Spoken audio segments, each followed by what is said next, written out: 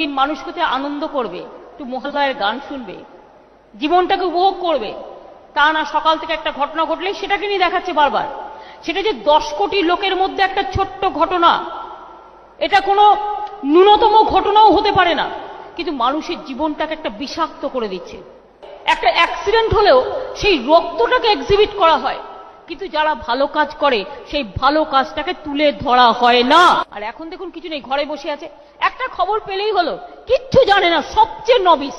বাংলার মাটি প্রতিদিন এমন একটা দেখানো হচ্ছে যেন ধর্ষণের মাটি। আরে একটা দুটো ঘটনা তাও আমি মনে করি এটাও উচিত না। কি করবেন? আগেকার দিনে তো ছোট্ট ছোট্ট বাচ্চা ছেলে মেয়েরা একটু প্রেম করলে এত মার খেত বাবা মায়ের, এখন তো সবটাই ওপেন হয়ে গেছে। এখনকার জগৎটা হয়ে গেছে, এটা গ্লোবাল জগৎ হয়ে গেছে, ওপেন মার্কেট হয়ে গেছে, ওপেন অপশন হয়ে গেছে। মানুষের আজকে কোনো বাধা নয়, সবাই যে যার মতো